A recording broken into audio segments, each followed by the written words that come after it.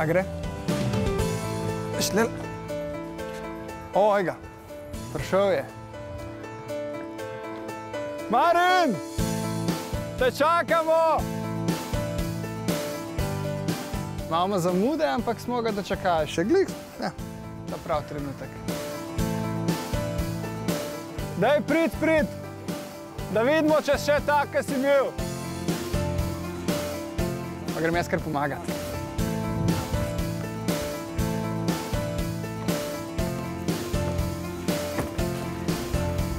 Ja, živjo! Da te malo prime.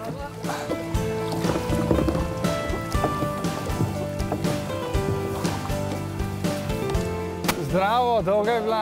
Trejen, lačen, utrujen. Vse. Dejva tale čovek na suho. Marin, ravno si se vrnil z svoje zadnje avanture. Imel si idejo v rekordnem času preveslati preko celotne jadranske obale. Zdaj, ena prazna luknja v čovnu nam govori, da nekaj ni šlo po načrtih. Z Galom Jakičem sem imela namen kar najhitreje preveslati hrvaško obalo. So bila zelo dobro na poti, ampak sva nažalost prišla samo do Uni skupaj. Pol je pa Gal dobil rane na neprimernih mestih in so se raje odločila, da je zdravje tisto bolj pomembno kot ta rekord in zdaj ta zadnji dan sem veslal sam. Se bova kasneje še vrnila k tej zadnji dogodivščini. Sicer doma si tukaj iz Fiese, vendar pa nimaš prav mnogo let za sabo sedenja v kajaku, kaj ne? Ne, jaz sem s kajakom začel se ukvarjati šele pred dvema pa pol letoma. Je pa tak šport, da dejansko veslanje ni tisto najpomembnejše, je bolj koliko poznaš morje, koliko si upaš dejansko. Tako da pol fizična priprava je pa tudi del, ni pa tako pomemben. V bistvu si pomorščak, ne? Ja, bolj ko veslač si pri morskem kajaku pomorščak, ja. Za kakšne avanture gre oziroma kaj sam iščeš v njih? V teh avanturah je po mojem to, da iščem neko razbitje monotonosti doma, ampak to spravi, da greš iz ene monotonosti v drugo, ker ko si pa na kajaku na odpravi, pa dejansko dan za dnem, uro za uro veslaš, ker ti monotono, je pa monotona na drugačen način, ker se to sam zbereš, je ti razborljivo, vsaka tvoja poteza nekaj pomeni, ker sabo imaš samo tiste res najbolj osnovne stvari, ki jih rabiš in to daje poseben čar temu.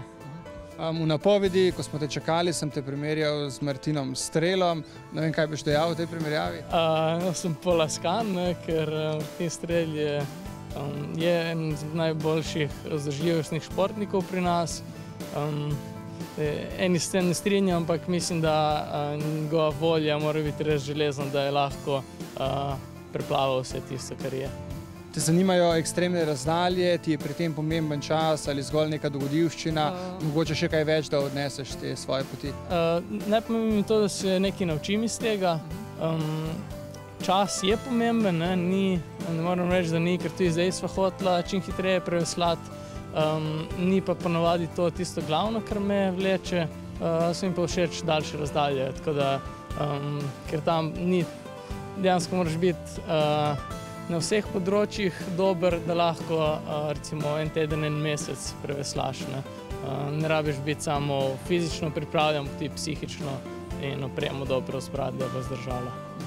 Veslal si do Zakyntosa, nekako najodmevnejši od vseh tvojih podvigov pa se mi zdi ta, ko si s partnerjem iz Anglije preveslal korejski polotok. Koliko časa sta za to potrebovala, kje sta se našla, kje sploh najdeš te partnerje za svoje pustolovščine? Jaz sem tukaj v Sloveniji, nažalost, se ne ukvarja veliko ljudi z morskim kajakaštvom, tako da sem moral iskati v tujini, v Angliji, ker je zelo širjen šport. Simon Osborne je zelo znan morski kajakaš v svetu in sem dejansko našel njegov mail, mu napisal sporočilo in ga vprašal, če bi šel z mano veslati okrog Južne Koreje.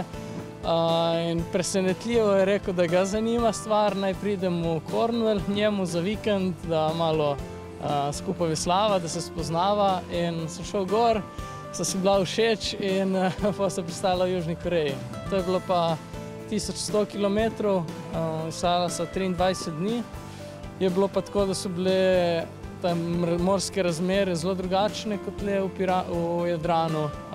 Razlika med Plimom in Oseko je bila tudi 9 metrov, kar pomeni, da so ogromni tokovi, tudi do 15-20 km/h. Spravi, ti s kajakom ne moreš iti proti temu. Temperature so bile zelo nizke, zrak je imel tam od -10 do 10 stopinj, voda pa je tudi 4 stopinje imela, to je recimo tako kot Soča po zimi. Kako da si danes v dolgih rokavah, se nam niti nekako še ne zdi tako zelo čudno, pa čeprav smo na morju, ampak tam pa so bile razmere dejansko zimske. Kako so vas sprejeli Korejci, verjetno vaju je kdo z obale le opazil? Ja, Korejci so bili presenetljivo presenečeni nad nama.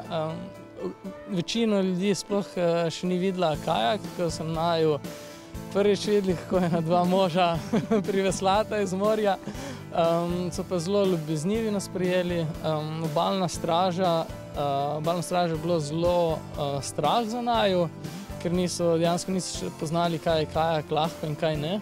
Zato so nas vedno spremljala ena 15-20 metrska barka obalne straže, 200-300 metrov od nas je bila in so naj opazovali.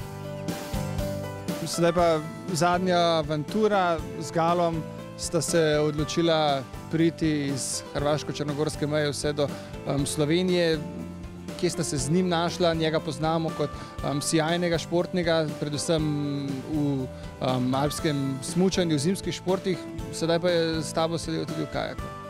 Ja, jaz sem prišel iz Koreje, sem spogovarjal z ljudmi iz Kajakaške zveze in so meni tudi, da je Gal začel s kajakom se ukvarjati lani. In potem se mi je zdela ena takšna zanimiva stvar, da bi se poskusil on tudi v tem vesanju na daljše razdalje, ker je zelo invalidov v teh ekstremnih športih je malo. V kajaku na dolge razdalje pa dejansko jih je manj kot 5 na svetu, ki so že bili na takšnih podobnih turah. Sem mislil, da bi ga to lahko zanimalo in na srečo se nisem zmotil. Sem ga poslal sporočilo, če ga zanima, in ga je. Zdaj sva to opravila. Gal, poznamo te kot enega najboljših smučarjev invalidov na svetu, sedaj pa smo te spoznali tudi kot kajakaša. Koliko izkušenj sploh imaš iz čolna? Ja, jaz sem iz čolna zelo malo izkušen, tako morsko kot mirno vodaško, ne morem reči, da sem prav izkušen kajakaš. Druga moja sezona je to v kajaku, prvi pravi tak potovalni projekt, ampak zanimivo in v kajaku na mirnih vodah sem se našel na nek način. Kajak na morju pa je zdaj tudi malo aktualen ratov, čeprav vprašanje, če se bom še kdaj tako potovalno za dlje časa usedel van, ampak definitivno zanimiva izkušnja in to, kar sem želel od tega projekta.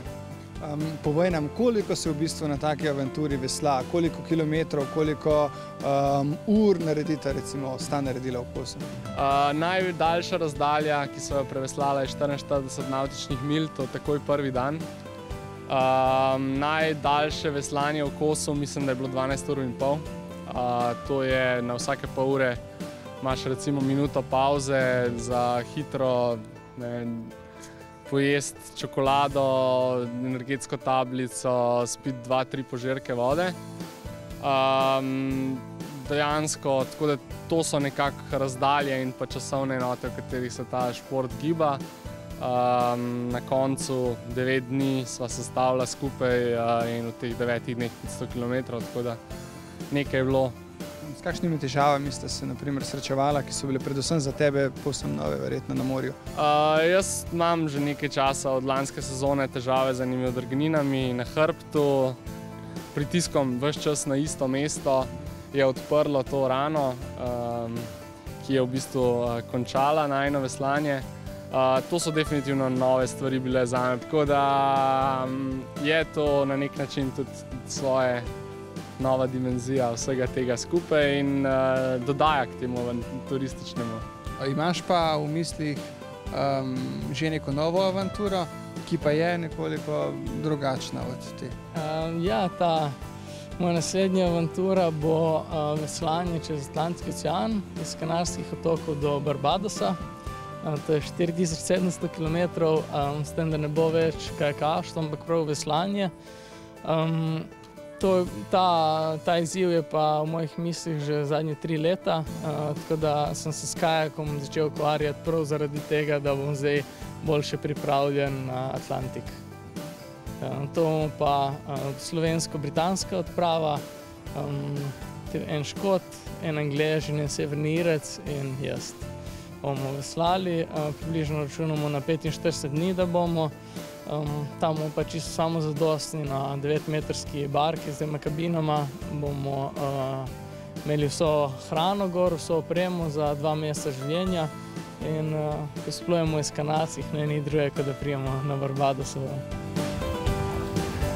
Marin svojo posadko za izlet preko Atlantika ima?